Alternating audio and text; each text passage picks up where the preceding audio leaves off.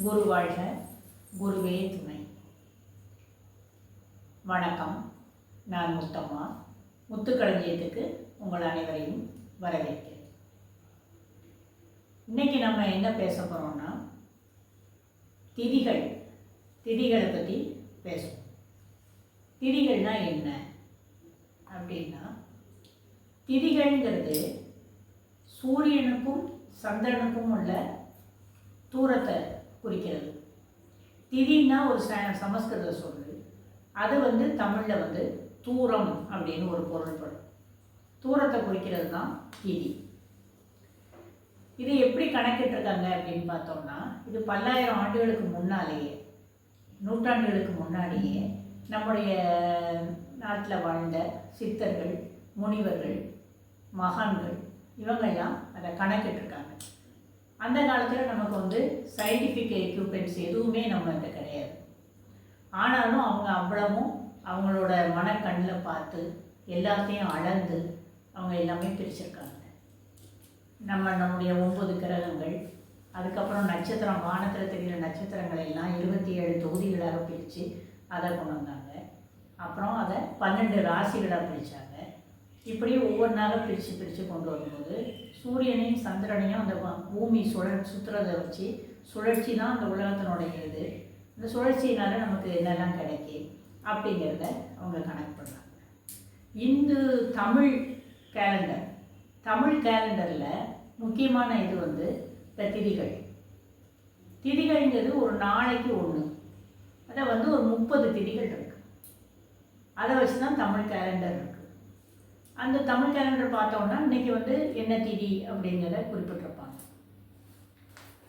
இப்போது திதி என்னது அப்படின்னு பார்த்தோம்னா, பௌர்ணமி, அமாவாசையும் பௌர்ணமியும் வச்சு தான் நம்முடைய நாட்காட்டியே இருக்குது, கேலண்டரே இருக்குது. அமாவாசையிலேருந்து கணக்கு பார்க்கும்போது அமாவாசையில் சூரியனும் சந்திரனும் இணைஞ்சிருப்பாங்க. அப்போ அன்னைக்கு சந்திரன் நம்ம கண்ணுக்கு தெரியாது.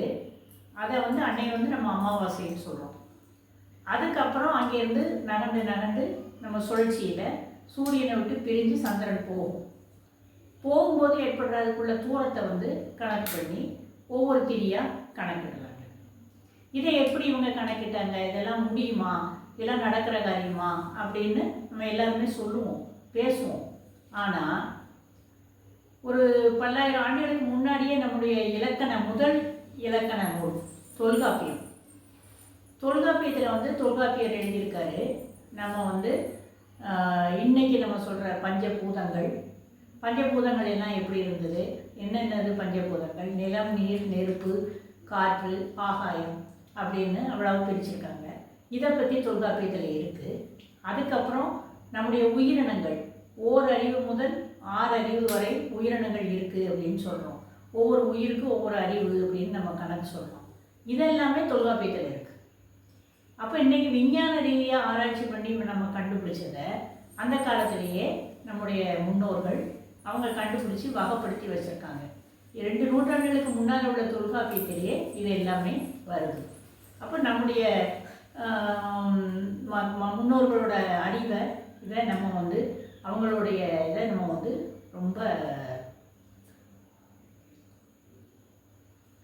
ரொம்ப பாராட்டணும், ரொம்ப இது பண்ணணும். இதை நம்ம மனசுக்குள்ளே நம்ம வச்சுக்கிட்டு நம்ம இப்போ திதிகளை பற்றி பார்ப்போம். திதிகள் என்னென்ன திதிகள் இருக்குது அப்படின்னா, அமாவாசைக்கு அடுத்த நாள் பிரதமை அப்படின்னு சொல்லுவோம். பிரதமை அது பிரதமைன்னா என்ன அர்த்தம்னா முதல் அப்படின்னு அர்த்தம். நம்ம பிரதம மந்திரி அப்படின்னு சொல்கிறோம். அப்போ முதன்மையானவர் அப்படிங்கிற அர்த்தம். முதல்ங்கிற அர்த்தத்தில் பிரதமை திதி வருது. 2வது நாள் துவிதியைன்னா 2, எல்லாமே சமஸ்கிருதத்தில் தான் இருக்குது. துவிதியை. 3வது நாள் திருதியைங்கிறது 3.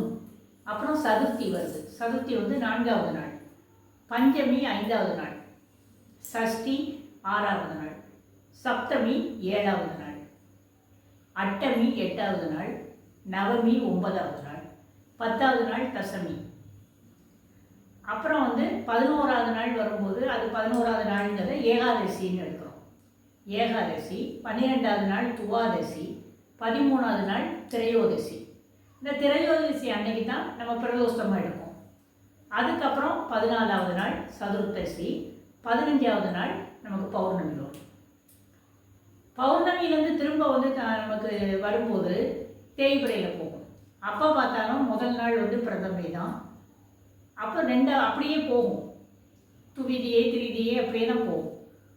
போய் திரும்ப சதுர்த்தசி அமாவாசை இப்படியே வரும். இந்த திதிகளை வந்து நம்ம வந்து அவங்க கணக்கிட்டு ஒவ்வொன்றுக்கும் ஒவ்வொரு பவரை கொடுத்துருக்காங்க. இந்த பிரதமை திதியில் வந்து நம்ம வந்து பொதுவாக நம்ம வந்து எந்த காரியமும் நம்ம செய்ய மாட்டோம். அமாவாசையில் வந்து அமாவாசை கணத்த நாள்னு சொல்லுவோம். அமாவாசை கணத்த நாள்னால் என்னது கணத்த நாள்? அது வந்து நமக்கு வந்து ஒரு நோயாளிகள், ரொம்ப கஷ்டப்படுறவங்க, முடியாமல் இருக்கிறவங்களுக்கு மரணத்தை கொடுக்கும். அந்த அளவுக்கு அதிகமான பவர்ஃபுல் டே அப்படின்னு அது சொல்கிறோம். அப்போது அமாவாசைக்கு முதல் நாள் அன்னைக்கே ஆரம்பிச்சிடும். பிறகு அமாவாசைக்கு அடுத்த நாள், அது 3 நாள். நம்ம பெரியவங்க சொன்ன மாதிரி நம்முடைய நாட்டில், நம்முடைய கிராமங்களில் நிறைய பேர் இந்த மரணத்தை சந்திச்சிருக்காங்க.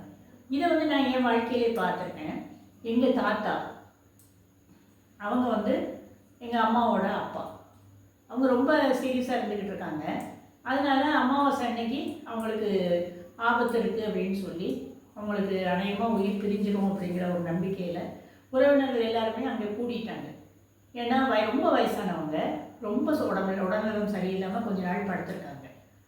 அப்போ எல்லாரும் எதிர்பார்த்து அங்கே இருக்கும்போது அமாவாசை அன்னைக்கு அவங்களுக்கு ஒன்றும் ஆகலைன்னொன்னே சரின்னு சொல்லிட்டு மறுநாள் காலையில் எல்லாரும் அவங்கவுங்க இடத்துக்கு கிளம்பிட்டாங்க. கிளம்பி இவங்க எல்லாரும் ஊருக்கு தான் போய் சேர்ந்துருக்காங்க. பிரதமை அன்னைக்கு அவங்க தாத்தா இறந்து போயிட்டாங்க. அப்போ எல்லாம் அங்கே இப்போ கிராமத்தில் சொன்னாங்க, இன்னைக்கு பிரதமை இன்னைக்கு ஒரு நாள் பார்த்துட்டு போங்க அப்படின்னு. ஆனால் இவங்க பிரதமைங்கிறத பெருசாக எடுக்காமல் வந்தால் பார்த்தா மறுநாள் பிரதமை அன்னைக்கு அவங்க இறந்து போயிட்டாங்க. அது பிரதமையும் அந்த அளவுக்கு கணத்த நாள்னு சொல்லுவாங்க. பொதுவாக அன்னைக்கு வந்து நல்ல காரியங்கள் எதுவுமே செய்ய மாட்டாங்க. ஏன், என்ன காரணம் அப்படின்னு பார்த்தா, இந்த வந்து நிறைய ரேஸ், அதோட அலை இயக்கம் வந்து ரொம்ப வந்து சந்திரன்லேருந்து வந்து நம்ம பூமியில் வந்து தாக்கம் தரும்போது அதனால தான் நமக்கு வந்து ஒரு நீர்லாம் நிறைய தெரியும். நீரை அருவின் அலையெல்லாம் கடல் கொந்தளிக்கும், அந்த மாதிரியான ஒரு இதெல்லாம் இருக்கும். இப்போ அது வந்து நோயாளிகளை தாக்கும் அப்படின்னு சொல்கிறோம். இந்த பிரதமை அன்னைக்கு என்ன ஆகும்னு பார்த்தா, அந்த அலை இயக்கம் குறைய ஆரம்பிக்கும் போது அது வந்து அவ்வளோ பவர் இருக்காது. அதனால அன்னைக்கு நல்ல காரியங்கள் செய்யக்கூடாது. ஆனால் அன்னைக்கு வந்து நெருப்பு சம்பந்தமான காரியங்கள் செய்யலாம். ஏன்னா அது வந்து அக்னிக்கு, அந்த பிரதமை திதிக்கு உரியவர் அக்னி தேவன். அதனால நெருப்புக்குரிய யாகங்கள், ஓமங்கள், இந்த மாதிரி இதெல்லாம் செய்கிறது அன்னைக்கு செய்யலாம் அப்படின்னு சொல்லுவாங்க. இந்த மாதிரி இந்த பிரதமை திதிக்கு ஒரு பவர் இருக்கு. இப்போ நம்ம வந்து இதை வந்து நம்ம இந்து நாட்காட்டுப்படி, இந்து கேலண்டர் படி நம்ம பார்த்தோம் என்னென்ன திதி இருக்குதுன்னு சொல்லி. ஒவ்வொரு திதிக்கு ஒவ்வொரு இது இருக்குது, ஒவ்வொரு தெய்வங்கள் அதில் வராங்க. இப்போ சதுர்த்தி சொன்னோன்னா அது பிள்ளையாருக்குரிய நாள்வாங்க. இந்த மாதிரி ஒவ்வொரு தெய்வங்களுக்கு ஒவ்வொரு நாளை வந்து கொடுத்து அவங்கள அன்னைக்கு வணங்கி அந்த இதை செய்யணும் அப்படிம்பாங்க. இப்போ அந்த இறக்குறதுக்கு வந்து அவங்க என்னைக்கு சாகுறாங்கங்கிறத நம்ம டேட்டு பார்ப்போம். டேட்டு மட்டும் இல்லாமல் திதி கண்டிப்பாக பார்க்கணும். ஏன்னா தமிழ் மாதம் நமக்கு 12 மாதம் தமிழில் வருது. அந்த 12 மாதத்தில் எந்த மாதத்தில் எந்த திதியில் இறந்தாங்க, வளர்பிறையிலையா தேய்பிறையிலையா அப்படின்னு பார்த்து நம்ம குறித்து வச்சுக்கிடுவோம். வருஷம் அந்த தேதியில் தான் அவங்களுக்கு வந்து திதி கொடுக்கணும்வாங்க, திவசம் கொடுக்கறதுவாங்க. அதை அப்போ தான் கொடுக்கணும் அப்படின்னு சொல்லுவாங்க. இது இந்த திதியில் முக்கியமானது, அந்த இதில் செய்கிறது. இந்த வளர்பிறை நம்ம வந்து அமாவாசையில் வந்து பௌர்ணமி வரைக்கும் விடுறத வந்து வளர்பிறையும், அதை சுக்லபட்சம் அப்படிம்பாங்க. அதே மாதிரி பௌர்ணமியிலேருந்து அமாவாசை வரைக்கும் வர்றது வந்து தேய்பிறை, அதை வந்து கிருஷ்ணபட்சம்னு சொல்லுவாங்க. 2ஆக பிரிச்சிருப்பாங்க. அப்போ இது நம்ம வளர்பிறை திதியா தேய்பிறை திதியா, என்ன திதி, என்ன தமிழ் மாதம் அப்படிங்கிறத நம்ம என்றைக்குமே நோட் பண்ணி வச்சுக்கணும். நம்ம வீட்டில் நம்முடைய பெரியவங்க இறந்து போயிட்டாங்க அப்படின்னா அந்த தேதியில் தான் நம்ம வந்து திதி கொடுக்கணும். இது வந்து திதியில் முக்கியமானது. அதே மாதிரி கல்யாணத்துக்கு இதெல்லாம் பார்க்கும்போதும் அட்டமி நவமி பார்ப்பாங்க, ராகுகாலம் பார்ப்பாங்க. இந்த மாதிரி எல்லாமே கணக்கு தான். இந்த திதிகளை வச்சு தான் பஞ்சாங்கமே இருக்குது, திதிகளை வச்சு தான் ஜாதகம் இருக்குது, நவக்கிரகங்களை வச்சு தான் ஜாதகம் இருக்குது. எல்லாமே கணிதங்கள் தான். கணிதத்தை வச்சு தான் நம்ம இதை போட்டுருவோம். இப்போ நம்ம இதை வந்து நம்முடைய தமிழ் கணக்குப்படி உள்ளதை நம்ம பார்த்துட்டோம். இன்றைக்கி சயின்டிஃபிக்காக இதை எப்படி திதியை கணக்கெடுத்தாங்க, அப்படின்னு பார்த்தோம்னா சூரியனும் சந்திரனும் மீட் பண்ணி சந்திக்கிற இடம் அமாவாசை. அது வந்து 0 டிகிரி. 0 டிகிரியிலேருந்து அப்படியே விலகி விலகி விலகி போகும். விலகி விலகி போகும்போது நேர அமாவாசைக்கு நேர் எதிர இருக்கிறது பௌர்ணமியாக இருக்கும். பௌர்ணமி என்ன எத்தனையாவது டிகிரியில் வருதுன்னு பார்த்தா 180வது டிகிரியில் பௌர்ணமி இருக்கும். இந்த பக்கம் பௌர்ணமியிலேருந்து திரும்ப அமாவாசைக்கு வர்றதுக்கு திரும்ப இன்னொரு 180, அப்போ 360 டிகிரி. அமாவாசையிலேருந்து திரும்ப அடுத்த அமாவாசை வர்றதுக்கு 360 டிகிரி ஆகுது. அப்போ ஒரு நாள்ல இருந்து அடுத்த திதிக்கு அமாவாசையிலேருந்து இந்த திதிக்கு வரணும் அப்படின்னா அதுக்கு எவ்வளவு இது ஆகுது அப்படின்னு பார்த்தா ஒரு திதிக்கு 12 டிகிரி. 12 டிகிரி சந்திரன் வந்து மூவ் ஆன உடனே, சூரியனை விட்டு தொலைவுக்கு போன உடனே சுற்றிக்கிட்டே தள்ளி போகும். போன அப்புறம் பார்த்தா ஒரு திதி வரும். அதை நம்ம பிரதமைன்னு சொல்கிறோம். அப்புறம் பிரதமையிலேருந்து அப்படியே நகண்டு சுற்றி சுற்றி வந்து அடுத்த திதி துவிதியை, அது வந்து 12 12 24 ஆயிடும். இப்படியே 12 12 12 வந்து 180வது டிகிரியை தொடும்போது அன்னைக்கு வந்து அது பௌர்ணமி ஆகுது. அப்போ நமக்கு பிரதமை எப்போ வருது அப்படின்னு பார்த்தோம்னா 12வது டிகிரியில் வருது. அடுத்தால 192வது டிகிரியில் பிரதமை வரும். ஏன்னா 180 வந்து பௌர்ணமி, அதுலேருந்து ஒரு 12 டிகிரி தள்ளினோடனே பிரதமை வந்து பௌர்ணமிக்கு அடுத்து வரும் 192வது டிகிரியில். இப்படியாக வருது ஒரு முழு வட்டம். அதைத்தான் வாழ்க்கை ஒரு வட்டம்ங்காங்க. அது இன்னைக்கு ஒரு பெரிய டைலாக் ஆகிட்டது. அப்படி வருது. நீங்கள் அந்த படத்தை வந்து நான் சொல்கிற கணக்கில் நீங்கள் மனசில் போட்டு பாருங்கள். நேராக வருது. இங்கே வந்து 0, இந்த பக்கம் 180, பிறகு 360, அப்புறம் திரும்ப வரும்போது திரும்ப 0ன்னு அப்படி சுற்றி வரும். அப்போது ஒரு அமாவாசை வந்து அடுத்த அமாவாசை வர்றதுக்கு 30 நாள் ஆகுது. அப்போ அது 30 திதிகள் அது சந்திக்கு. ஒவ்வொரு திதியும் 12 டிகிரியில் இருக்குது. இதை வந்து நீங்கள் சயின்டிஃபிக்காக அவங்க கொண்டு வராங்க. டிகிரின்னு அவங்க டிகிரியெல்லாம் கொண்டு வந்துட்டாங்க. இது எல்லாமே கரெக்டாக கொண்டு வந்துட்டாங்க. இந்த தமிழ் கணக்கு வந்து நம்ம பேர் வந்து சொல்கிறது பிரதமை, துவிதியை, திருதியைன்னு சொல்கிறது நாம் சொல்கிறோம்.